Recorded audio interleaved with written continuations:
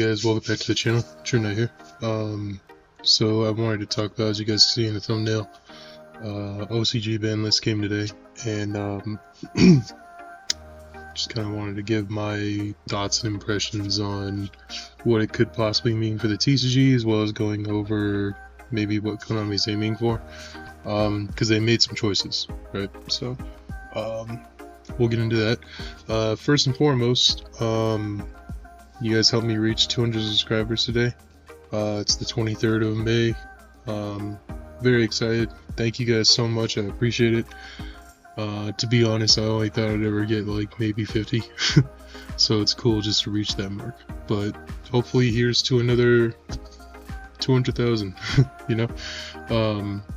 But anyway, another thing I'd like to get into is I do have a it's all about self-promotion, right? So I have a TCG store that you can search up here. It's under MatthewCodysCards. You'll find a wide range of card selections and everything. I have 36 pages of cards, but message me if you buy from me, like, hey, I saw this on your YouTube channel and you talked about it on one of your subs or something like that, and I'll throw you in a little something extra on orders. Just trying to promote my own store, pick up business, you know. Another thing is that I'm the kind of guy that likes, especially because I have a YouTube channel, I pick up deck cores, test them out, profile them, and then I usually move on from a lot of stuff. So I have an eBay channel that you'll see right here. The link is in the description. That you can just click on and go to my eBay channel, and you'll see I have decks put together, engines, I have single cards, I have many different games. Funny story, not funny story, sorry.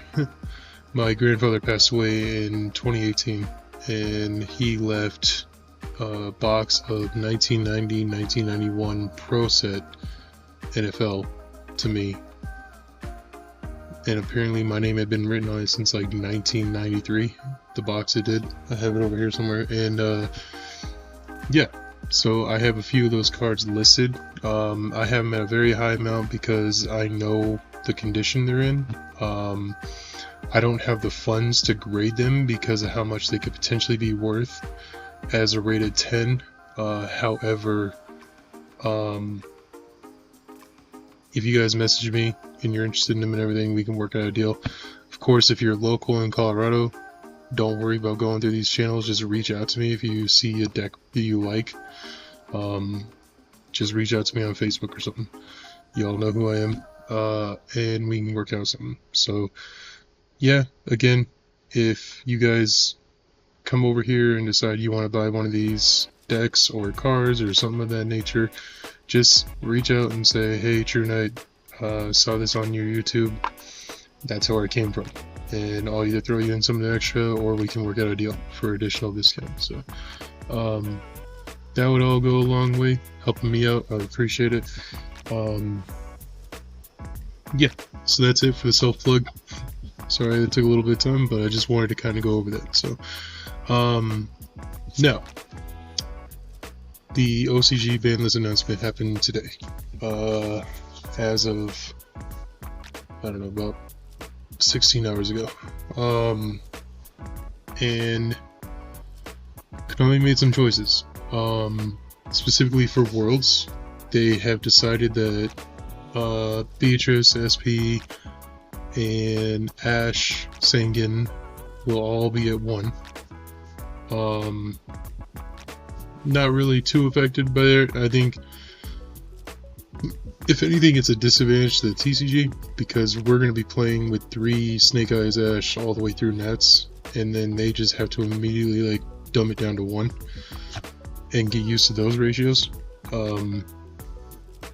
Same with Bonfire. If you feel like you're, I don't know, a lot of players who want to play Nats but know they're going to Worlds, I don't know how they want to prepare. Do you want to already play those ratios that you're going to have to play at Worlds and be used to it? Or do you want to play the ratio you're given to do it the best you can in Nats, and then just trusting yourself to play test as much as you can before Worlds? So it's a kind of decision making that's going to happen there. So they have to also remember Wanted is at 1. So going into Nats, or going into Worlds, you're going to have Ash, Wanted, Bonfire, or Ash, Wanted, SP, Beatrice, and Sangan at 1. That's the most effective thing to the TCG. If you're not going to Worlds, sorry, this is not for you. This is morely for folks that are preparing and gearing up for Worlds. I just want to give my perspective on it. Bonfire will be at 2, and that's it. So, I think honestly, that's not enough of a hit to Snake Eye. I think you need to hit Snake Eye directly, but I feel like this list kind of reassures my thought philosophy of the ban list. Like I've been telling you guys in previous ban list predictions, that TCG will probably not see a ban list until after Nats, so in about a month from now. And it's just, I don't think they're going to hit Snake Eye, because they've already addressed Snake Eye, I think, to the most that they want for Worlds. So I think we're kind of SOL, and we're going to get another format of Snake Eye. And to be honest, if that happens, I'm selling off all my Yu-Gi-Oh shit, and I'm out. And I'll come back in 2025 when shit gets better, but I'll go spend my money elsewhere, because that's bullshit, and I don't agree with it, and I hate it. And so if that's what they want to choose to do as a consumer, I'm out. I will no longer proceed to help the game or in any way or fashion, or fund it, or give it any kind of attention, because if they want to smack us in the face like that by throwing a tier 0 deck at us for an entire year, I'm out. So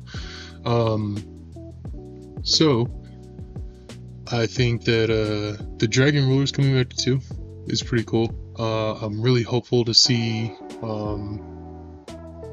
the Rulers at 2 at like locals matches and everything in the OCG. That'll be exciting to see what they cook up there. And for the cards that came out to 3, I have to agree with MCole 40. I feel like Thunder Dragon coming back to 3 kind of tells me that there may be support down the line for Thunder Dragon. I don't know, but it just kind of also gives me that perspective of like, why would you randomly bring that to 3 unless you have something coming down the chain eventually, you know? So that's it for my initial like thoughts on the ban list and the OCG as well and everything like that. So let's talk a little bit about TCG. I think, like I said, what this could gear up for in the TCG is we could see a smack on the wrist to Tenpai, because as you saw in the OCG's previous format before this announcement today, they considered Tenpai the best deck above Snake Eye and Fiendsmith and all that. Now they already had Wanted to 1, and I think Ash was at 2. I can't, correct me if I'm wrong, but I think Ash was at 2. So there's the difference there, and I think that makes all the difference, because the fact that we have Wanted at 3 and Ash at 3, Tenpai will still get shit kicked because of that. But if we had those same ratios, I think wholeheartedly, yeah, Tenpai becomes number 1, because they're the least touched. Voiceless Voice should be respected. It's a good mid-range deck that can set up and negate, and it has a lot of room for hand traps or nonsense. They don't respect it in the OCG, and clearly people don't respect it in the TCG. They almost treat it like a Sword Soul deck. Like, yeah, you're just really consistent, but you don't do enough. I hardcore disagree. If a good Voiceless Voice player is sitting at the table across from you, and they're sitting at full power and you're not, I'm going to give them the advantage. And then what happens next format for us? So you got to think about, okay, what actually is going to happen on the ban list then? To me, this screams of, I think Konami's going to slap us in the face and not hit Snake Eye.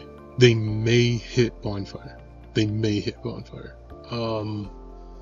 Just because they may treat it like Rhoda, where you have those generic cards that can just search a thing. They don't want to give you 3 of them anymore. Like Rhoda, imagine if Rhoda was at 3. There'd be warrior decks all over the place. So you have to think about that. So I think in a perspective of the way Konami is, they'll treat it almost as a floodgate and say, okay, we're either going to hit this to 1 or ban it. Well, let's hit it to 1. So my prime stress after seeing this today tells me that Bonfire is in line to go to 1. Whether it be this list or next list. I think that there will be a list the end of July, and I think there will be a list the end of December again. I think the end of December is when they'll finally hit Snake Eye. And it's bullshit. I have no interest in playing Fiendsmith Snake Eye format. I have absolutely no interest in playing that. I think that's degenerate and stupid, and I just could not be fucked. So, this is my announcement to you guys, I guess. If that is the case, sorry. I may lose a lot of subscriptions for that, and that sucks because we just hit 200, but you have to draw a line. As a consumer who spends their money on this, it's elective, and it's not something I have to have. So if I'm going to be treated that way, it's not something I have to have. I can go play other card games that are going to be more fun and to my appeal. So that's just something to think about. I think I would challenge you as a consumer. Like, are you truly having a good time in the game, or are you just pushing along because your friends are pushing along? I'm involved in groups and with a team and talk a lot to the guys that do just push along. I feel like there's a lot of them that push along for the sake of doing it because their buddies are in it, and I feel like there's a lot of guys that push along because I don't want to make this sound weird, but they don't mind being mistreated. They just kind of don't care. So to me, I'm the kind of guy that if I'm going to invest in something and spend my money on it, I want it to be to my liking. Games like Lorcana, games like Pokemon, Magic the Gathering, all those games, they treat consumers in the US the way that we want Konami to treat us, which is essentially the way that Konami treats the OCG. The OCG knew about this list a long time ago, and then they knew about the announcement for the list a week ago. Like, do you think we'll ever get that in the TCG? I don't think so, unless the people who are currently in office just either die off or retire or something like that. I don't think that we're in any kind of a different way of being treated as a clientele. So my thing to you is to kind of just do a reality check with yourself. Like, do I feel like my money is worth everything that I'm getting out of it? Because I've invested a little bit into Lorcana, and I've invested a little bit into Pokemon, and I'm going to tell you right now, those games are a lot more clear cut and communicative, which is a big thing to me as a client. One of my hugest things is communication. So if I'm going to spend my money, I want to know what it's in for. And with this game, you just don't get that. You just get to sit there and hold on to your card and hope it's going to be a banger. Whereas with like Pokemon, you know, okay, it's got a 3-year time span, and then it's gone. So you know about a year and a half into it, this would probably be the time to sell, because in a year and a half it's gone. So I can buy it when it first comes out, get the most bang for my buck out of it in the year, and then really get the bang for my buck out of it and sell it for probably close to 1.5 times you spent on it. In Yu-Gi-Oh! You don't get that luxury. In Yu-Gi-Oh! You go pick up a card for $100 like SP Little Knight, and then you may find out on a Monday morning, bing, when Twitter announcements come out at 10 a.m. Colorado time, oh, that card's been banned, it's now $20. Like, it just sucks. So you gotta think about that. I don't like that. I hate it. It's been one of my biggest pet peeves since coming back to the game, and I'm just at a point where I told you guys a long time ago, if that just continues to be the way they do things, I'm not here for it. So yeah, this is my pretty much just caveat to you guys that, hey, if this continues and if the next ban list does come out and indeed nothing is hit as far as Snake Eyes, I'm probably out, because I've already taken off over 2 months now because of the fact that I'm just like, this is not a format I want to be in. So if they're in for another format and the only thing that happens is now you just smack Fiendsmith on top of it, to some of you that may be your cup of tea, but to me, I just won't waste my time. So however, so here are some ideas of what could come down the line. Everybody and their mother for some reason seems to think that Rarity 3 is coming out probably either the end of this year or middle of next year or something like that. I think that Rarity 2 was a joke and kind of pathetic, so I'm hopeful that we're not in line for Rarity 3 anytime soon. I'm hoping it's something that's like a 1 to 2 years down the road kind of thing, because they really screwed it over and they rushed it, and you could tell like Rarity 2 was a joke. And the way they like published it was a joke, the way they announced it was a joke. It was a fraud and it was a scam. And so my hope is that they don't do that again with Rarity 3, because, well, for one, I will never invest in a case or anything like that of Rarity collection ever again.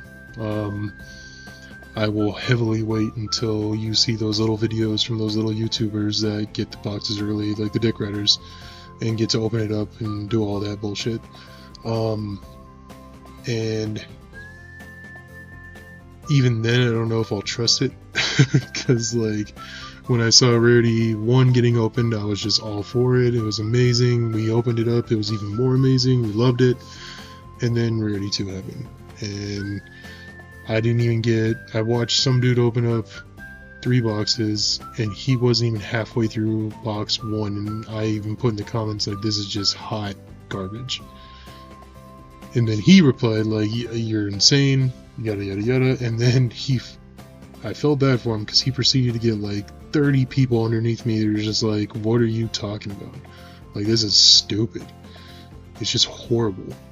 And like, I'm sorry, but any set that still prints as Mystical Space Typhoon, like, you're a joke, dude. And then what continued to happen in Terminal Revenge, they printed out the cover card in QCR only. And knowing how we are, because we're dumb people in the TCG, we hawked that thing all the way up to like $900. It's not a $900 card. The card sucks. You'll like, the only time you'll see it is at a locals at the table 500. Like, you're never gonna see it being a top deck thing anywhere. But yet we put it up that because Konami decided to print it as a QCR, and they know what they're doing. They know what they're doing. So to me, it's just been a year of idiot move after idiot move after idiot move. Everything from Rarity Collection to what they decided to do with Worlds, prizing, ban lists, choices on the ban list, choices of keeping Snake Eye around, adding fuel to the fire with Fiendsmith, the OCG ban list. Like, Konami has just sucked this year. Sucked. It is not a good year as far as my taste, or probably close to like a group of 40 people I communicate with on a regular basis about this game. I would say that we're probably at like a 70-30 split, where they're in agreement with me that this has just been a shitty year. And it's not just like your lower level people, these are like high talented people in Colorado that sit there and go, yeah, I agree. Like, this has just been a dog shit year. And not only in Colorado, but in the United States, because I communicate with several people outside the United States that are high profiled, and they agree. And then there's a lot of people that, when they don't agree with me or anything, I ask them, well, okay, what's your rebuttal? Like, are you just cool with it? And you gotta tip your hat to some folks, because some folks just say, I'm not in it for the prizing, I'm not in it for the glory, I could care less about the ban list, I just want to play the best deck and win. More power to you. I just rebuttal with that with, like I told you guys before, what I want to spend my money on, I want it to have value. I don't care to go buy a $100 card and then have it be worth $10 the next day because of a ban list. I just think that that's dog shit business.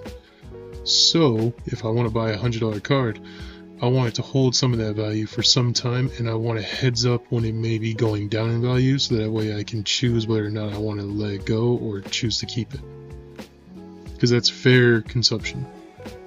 And you're not treated that way in this game. You're not treated that way at all in this game. So i.e. Baron de Fleur, for example, it was a $50 QCR and it became an $18 QCR on a Saturday out of nowhere. So, like, you just need to think about things like that. You know, like, are you cool with that? Because to me, it didn't really mean much until it happened, like, over and over and over. And I feel like Snake Eye players are in a rude for awakening in that sense, because they're spending $60, $70 on ulti-rare Ash, and I may be wrong, and in 2 weeks we find out Ash goes to 1 or is banned. So your $70 ulti-rare may all of a sudden become like a $22 ultimate rare.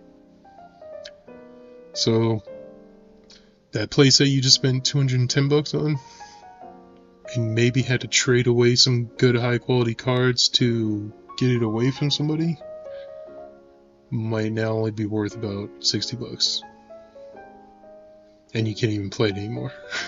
So it's just gonna sit on your shelf because no one's gonna want to buy a banned card. There are collectors out there who will be like, fuck it, I'll give you $10 for it, just so I can put it on my shelf.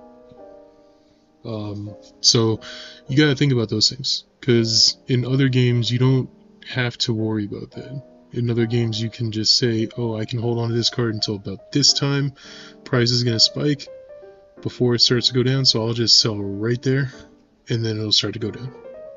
You may not be able to play that card anymore, but the luxury and the smart thing that those other card games do, i.e. Magic and Pokemon and Lorcana, you get a cheap version of the card and you get an expensive version of the card.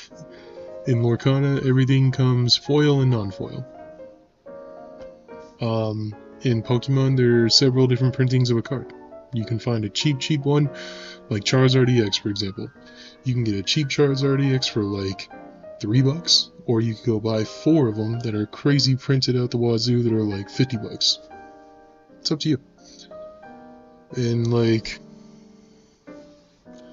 yeah, I'll give Konami some credit because they are doing that kind of in the game with Rarity Collection 1, and somewhat in Rarity 2. Like, Ghost Ogre looks ass to me, and I could care less about Droll. I was cool with the supers I already had. And Secret Rare is my favorite rare. It's like, I have a set of Secret Rare Drolls because they were worth $1 each. So I was like, well, fuck it, I'll pick them up for $3. But like, you can't just go out to the store and be like, I'll just get a $20 common SP Little Knight. That way if it gets hit tomorrow, I'm good, it'll only go down to like $1. And whatever, I've lost $19. No. You gotta shell out $100 for that card and hope to God you catch wind that, hey, it may be going away, so I might as well sell it now for $90. And then hope you were right. Because it happened to a buddy of mine last Banlist. They thought for sure that Wanted and Black Witch were going to get hit. So what did they do to me 2 days before the Banlist? I had no idea the Banlist was coming. I picked these up on a Thursday night from them because I had talked to them about it, and I said, alright, I'm willing to take a risk. And they sold me the Wanted engine 3 Witch, 3 Wanted, 3 OSS. They sold that thing to me for $160 because they thought I was about to get banned. And they had a hard time trading it. People were offering them like nothing for it, and I offered the most. Guess what happened that Saturday, motherfucker? Didn't get touched. You know how regretful my friend was? I was just like, yeah, that sucks, man. And I sold all 3 Wanteds for $75 each, and I sold all 3 Black Witches for $65 each on TcgPlayer. I was like, well, don't mind if I go quadruple my money. Like, that sucks for people on the other, like, the shitty end of that stick. That sucks. And I feel for them. It sucks. So, my general consensus is that I just don't like the way Konami does business, and I'm not a fan of it.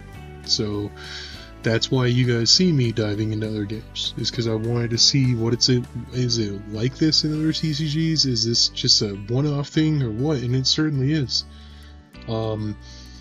I joined into the Lorcana hype about 4 weeks ago with a few buddies locally who are now huge fans of it. They're going to the invitationals in Las Vegas and Seattle, and they do pretty well. They've like 4 or 5 of them have topped every tournament they played in. One of them's won like 70% of them.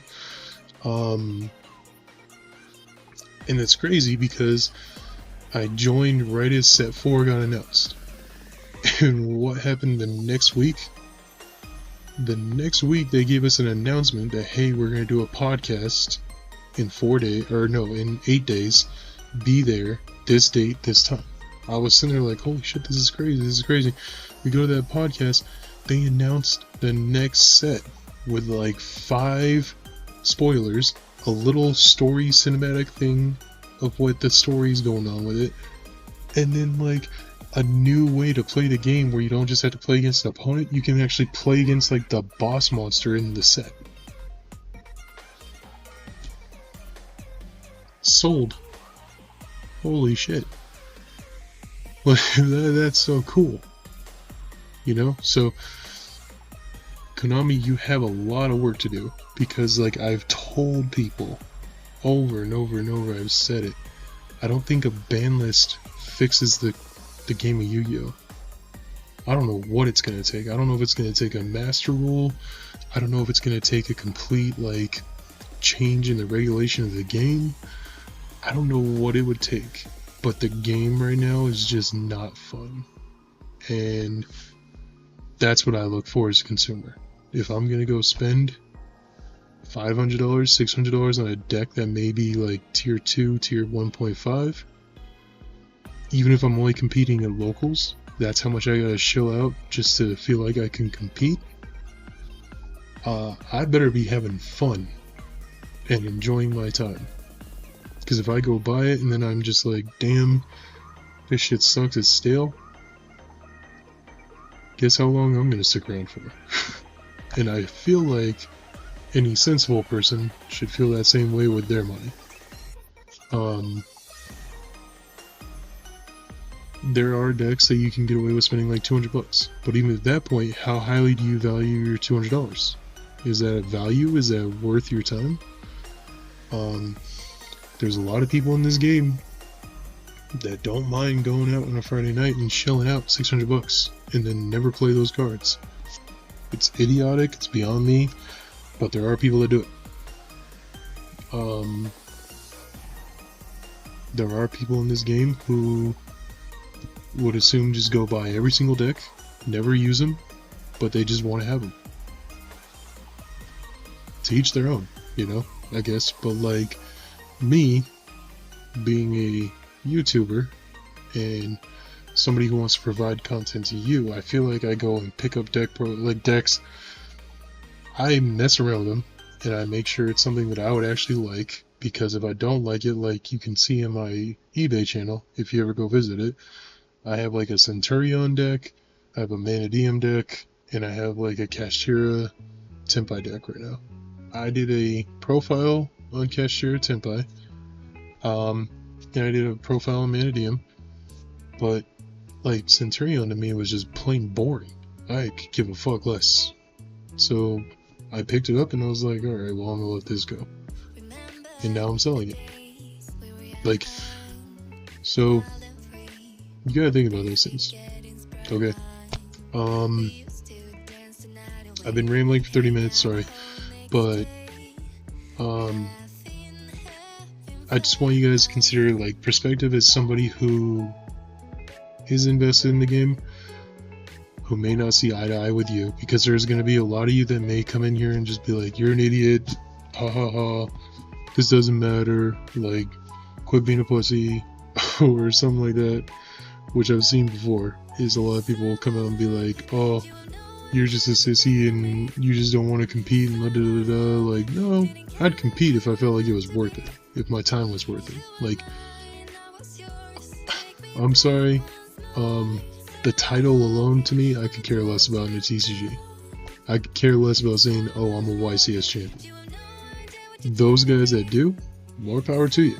But to me, I could care less. It's got to make sense financially. If I'm going to shell out the money for a plane ticket, hotel, food, room and board, any kind of extra expense, if I need to rent a car, anything like that, and then get into your event, it's probably going to be looking at about $600 to $700. What's the value of what I'm winning? And if it's a Nintendo Switch and another Verge Dragon, you're not even halfway there. So I just have no interest in competing that level.